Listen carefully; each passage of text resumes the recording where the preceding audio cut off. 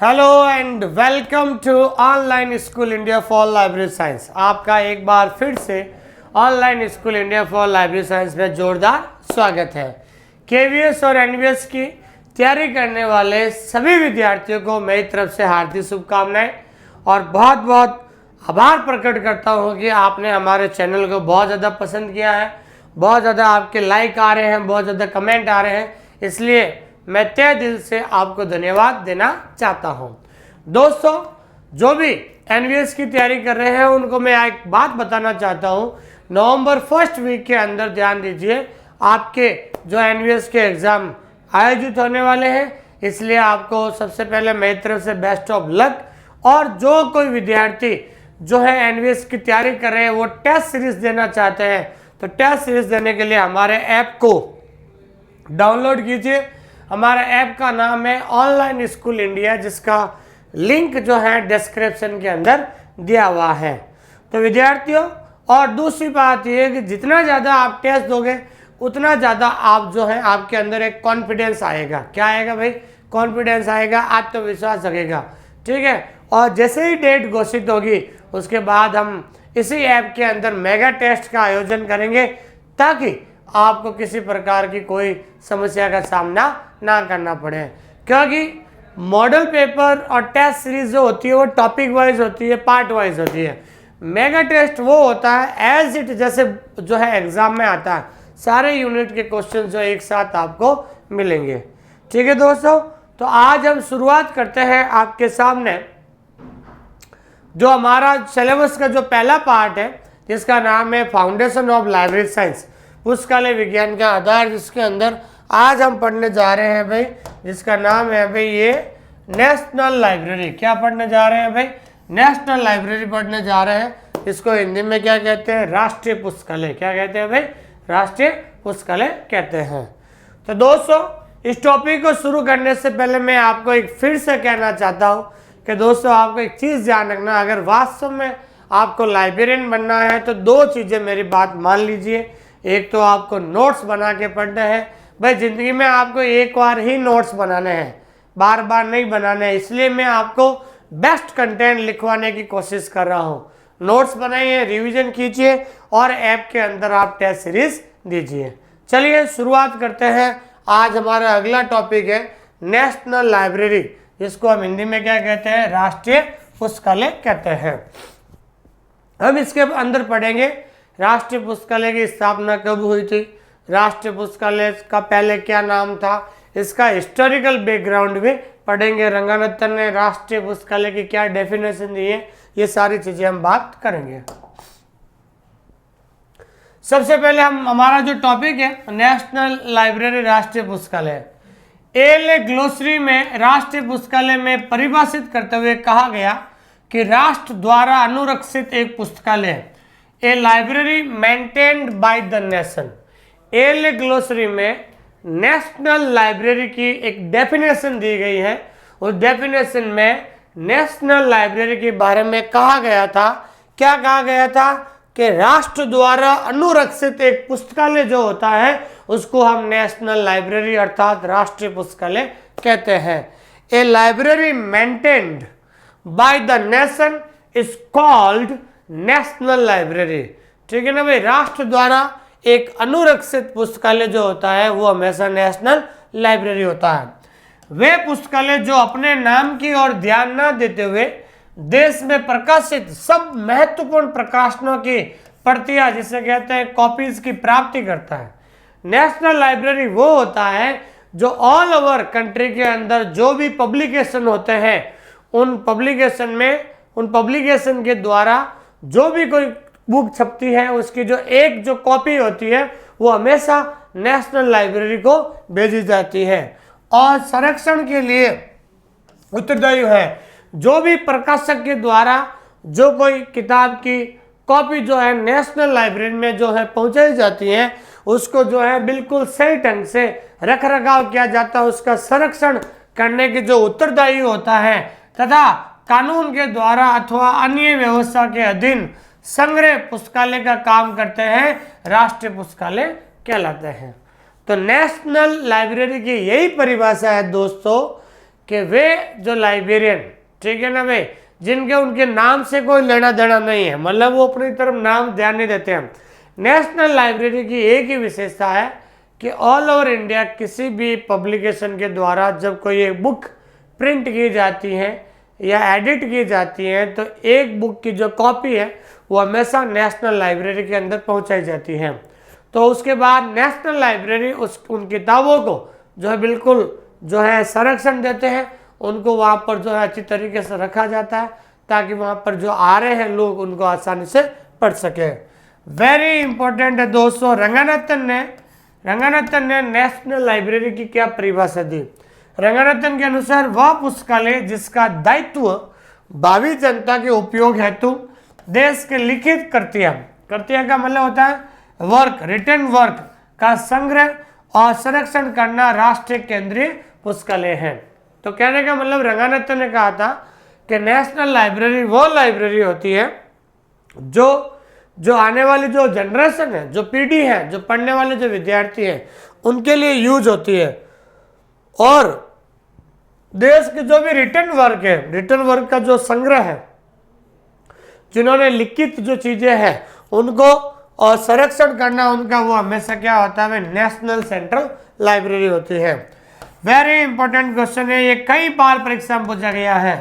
भारतीय संविधान के अनुच्छेद का मतलब आर्टिकल 62 के अनुसूची यानी शेड्यूल 7 में राष्ट्रीय पुस्तकालय की स्थापना का प्रावधान है।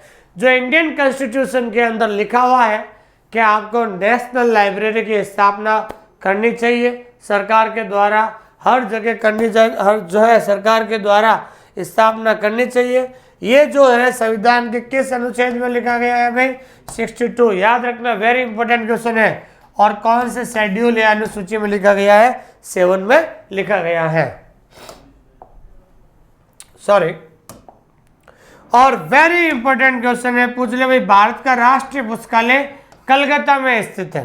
कहां पर स्थित है भाई, कलकत्ता में स्थित है। ध्यान दीजिए आप, जो इंडियन नेशनल लाइब्रेरी है, ठीक है ना भाई, भारत का राष्ट्रीय पुस्तकालय कहां पर है भाई, कलकत्ता में। ये भी कई बार परीक्षा में पूछा गया है। अब हम बात करते हैं हिस्टोरिकल बैकग्राउंड, ऐतिहासिक पृष्ठभूमि, किसके बारे में भाई, कलकत्ता पब्लिक लाइब्रेरी, ठीक है ना भाई।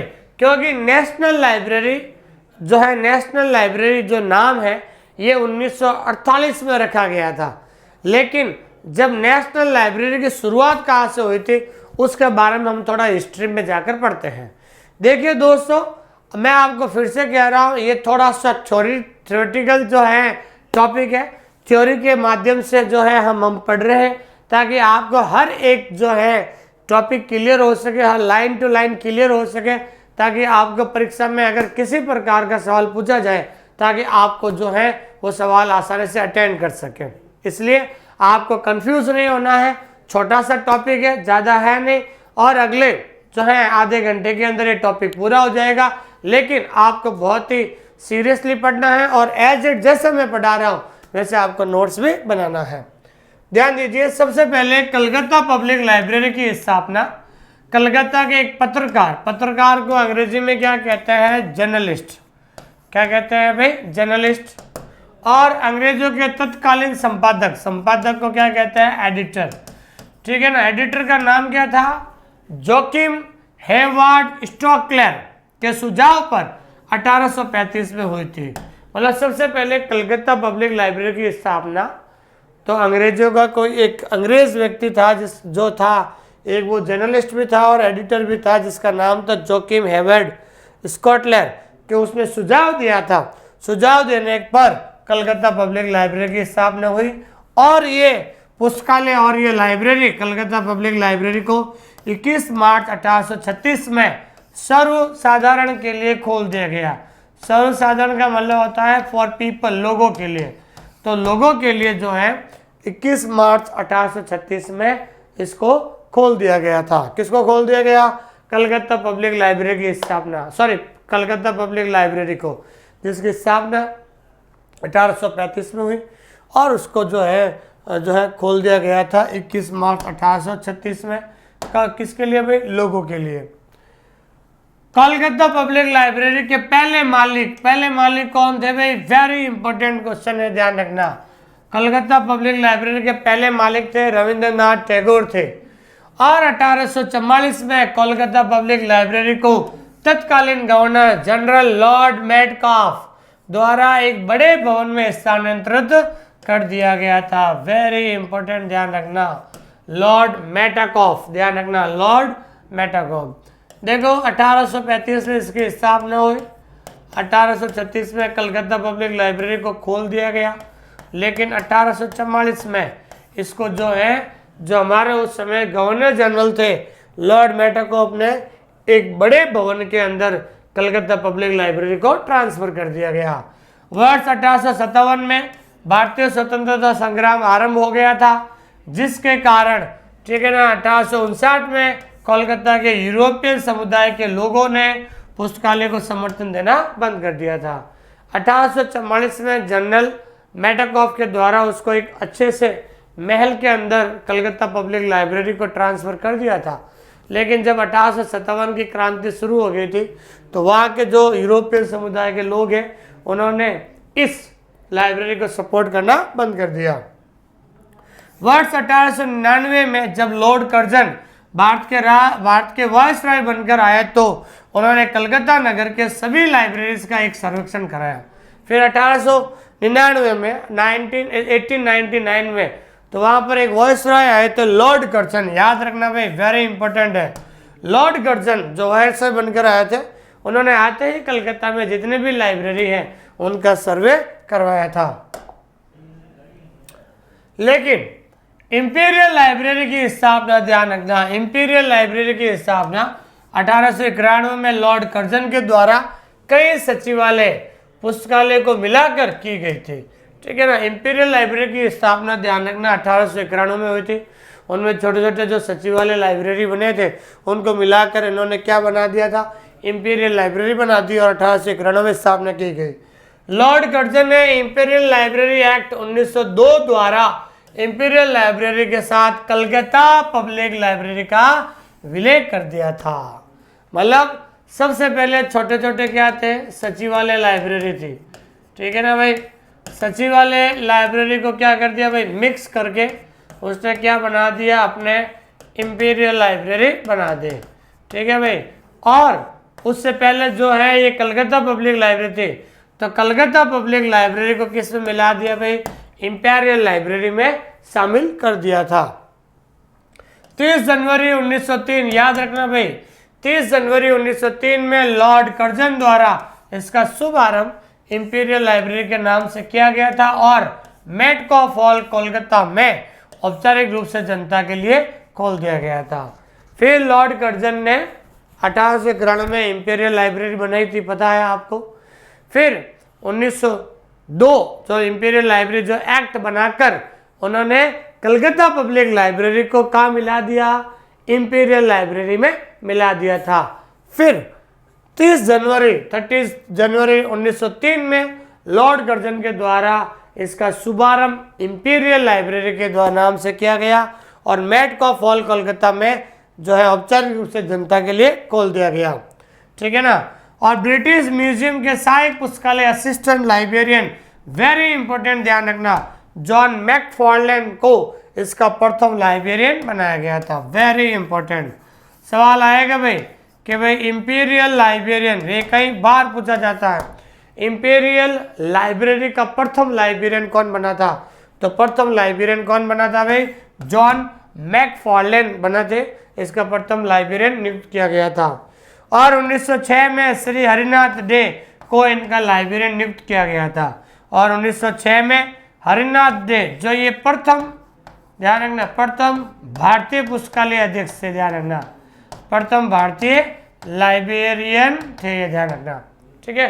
अगर सवाल आ जाए इंपीरियल लाइब्रेरी के फर्स्ट लाइब्रेरियन कौन थे? जॉन मैकफार्लेन थे। लेकिन यूँ आ जाए कि भाई इंपीरियल लाइब्रेरी के फर्स्ट इंडियन लाइब्रेरियन कौन थे? फर्स्ट इंडियन लाइब्रेरियन कौन थे? हरिनाथ डे थे, ध्यान रखना। और 1991 में इनकी मृत्यु हो गई थी। किन की मृत्यु हो गई भाई? हरिनाथ डे की मृत्यु होगी, जो प्रथम भारतीय लाइब्रेरियन थे इंपीरियल लाइब्रेरी के। उनकी मृत्यु के पश्चात जे.ए. चैपमैन ने इस लाइब्रेरी के लाइब्रेरियन पद का कार्य संभाला था। उनकी डेथ हो गई थी तो 1911 में जो एक अंग्रेज था जे.ए. चैपमैन ने इस लाइब्रेरी के लाइब्रेरियन का पद संभाला था। सन 1928 में भारत सरकार ने इसको पुनर्गठन एवं प्रशासनिक सुधार हेतु वेरी इंपॉर्टेंट दोस्तों जे.ए. रिची की अध्यक्षता में एक समिति का गठन किया था। तो ये समिति में भी आपको पढ़ा होगा कि जे.एच. रिची की समिति, ध्यान रखना, जे.ए. रिची की अध्यक्षता में एक समिति का गठन हुआ था। ठीक है ना भाई, कब गठन हुआ था? 1928 में। इस समिति का मतलब जे.ए. रिची की समिति ने इंपीरियल लाइब्रेरी को कॉपीराइट, डिपॉजिट लाइब्रेरी, प्रतिलिपिकारी, निक्षेपण पुस्तकालय को दर्जा देने, ध्यान रखना, दर्जा देने की सिफारिश की थी।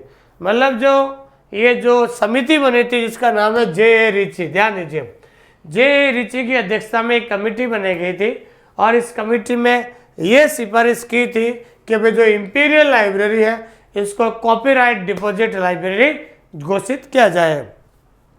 और स्वतंत्रता प्राप्ति के बाद फिर देश आज़ाद हो गया था 1948 में और भारत सरकार द्वारा इंपीरियल लाइब्रेरी का नाम नेशनल लाइब्रेरी कर दिया गया था। वेरी इंपॉर्टेंट क्वेश्चन है, तो ध्यान रखना, नेशनल लाइब्रेरी कब नाम रखा गया? 1948 में रखा गया था। इसी वर्ष पश्चिम बंगाल में तत्कालीन राज्यपाल श्री चक्रवर्ती लाल गोपालचारी ने लाइब्रेरी को बेलविडियर पैलेस, जो कि राजभवन था, में स्थानांतरण कर देने की अनुशंसा की और फिर 1951 में इसको बेलवेडियर, ठीक है ना भाई, बेलवेडियर पैलेस में स्थानांतरण कर दिया गया। ध्यान दीजिए आप इधर, अगर पूछ ले भाई वर्तमान में नेशनल लाइब्रेरी कहाँ पर है? कोलकाता में तो है, लेकिन उस जगह का नाम पूछ ले तो जगह का नाम ध्यान रखना है, बेलविडियर पैलेस के अंदर है। कहाँ भाई? बेलविडियर पैलेस के अंदर है। ठीक है दोस्तों, तो ध्यान दीजिए आप, 1951 में इसको जो है बेलविडियर पैलेस में कलकत्ता पब्लिक लाइब्रेरी को, सॉरी, नेशनल लाइब्रेरी को क्या कर दिया भाई? ट्रांसफर कर दिया था। वर्तमान में नेशनल लाइब्रेरी इसी भवन में स्थित है। कौन सा भवन? अभी मैंने बताया था बेलविडियर जो भवन है, वहां पर श्री B.S. केशवन जो नेशनल लाइब्रेरी के प्रथम लाइब्रेरियन नियुक्त किए थे। वेरी इंपॉर्टेंट क्वेश्चन है। अगर सवाल आ जाए भाई स्वतंत्र भारत के जो है नेशनल लाइब्रेरी के प्रथम लाइब्रेरियन कौन थे? तो प्रथम लाइब्रेरियन कौन थे भाई? B.S. केशवन को कहा जाता है। 1 फरवरी 1953, 1 फरवरी 1953 में उस समय के देश के शिक्षा मंत्री मौलाना अब्दुल कलाम आजाद द्वारा इसे सभी लोगों के लिए खोल देने की घोषणा की थी। कई बार परीक्षा में आता है कि नेशनल लाइब्रेरी को जनता के लिए कब खोला गया? तो जनता के लिए ध्यान रखना, 1 फरवरी 1953 को जो है जनता के लिए खोल दिया गया था। सन 1954 में 1954 में भारत सरकार द्वारा delivery of public library book act पारित किया गया था। वेरी इंपॉर्टेंट क्वेश्चन है, ध्यान दीजिए। 1954 के अंदर बहुत इंपॉर्टेंट बात हुई कि delivery of public library books act कब आया था? कई बार परीक्षा के अंदर ये सवाल पूछा जाता है, ठीक है ना। पारित किया गया था वर्ष 1956 में। इसमें संशोधन करके पत्रिका था, न्यूज़पेपर्स को भी इसमें शामिल कर दिया गया था। देखो सवाल आएगा डिलीवरी ऑफ बुक्स एक्ट। तो डिलीवरी ऑफ बुक्स एक्ट कब आया था? 1954 में। और 1956 में इनमें संशोधन हुआ। संशोधन में ध्यान रखना, न्यूज़पेपर्स को भी ऐड कर दिया गया। ध्यान रखना, कब ऐड किया था? 1956 में। इसके अधीन भारत में प्रकाशित प्रत्येक पुस्तक की एक कॉपी इस पुस्तकालय को निःशुल्क प्रकाशकों से प्राप्ति होती है। तो आपको पता है कि जब ये एक्ट शुरू हुआ था, ध्यान रखना, तो डिलीवरी ऑफ जो है पब्लिक लाइब्रेरी बुक्स एक्ट जैसे ही ये पारित हुआ था, इस जो है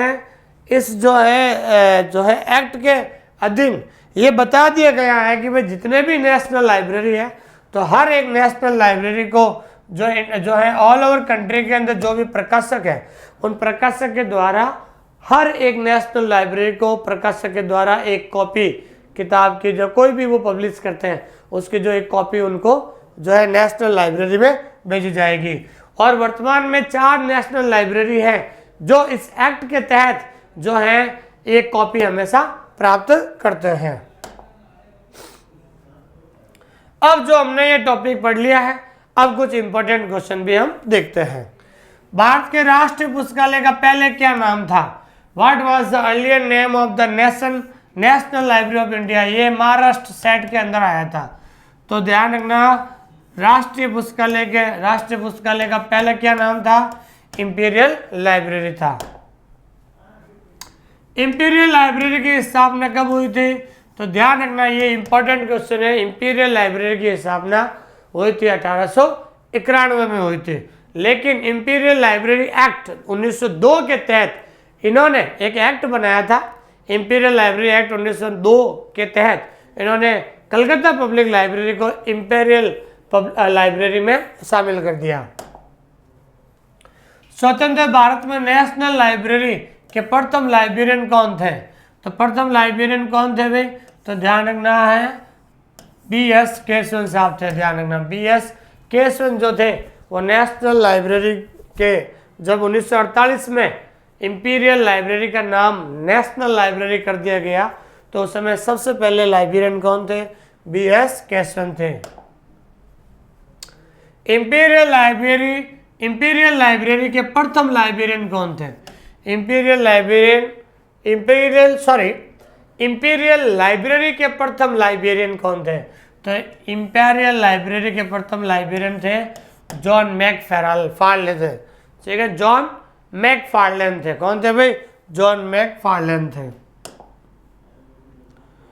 इंपीरियल लाइब्रेरी को जनता के लिए खोला गया, ठीक है ना भाई?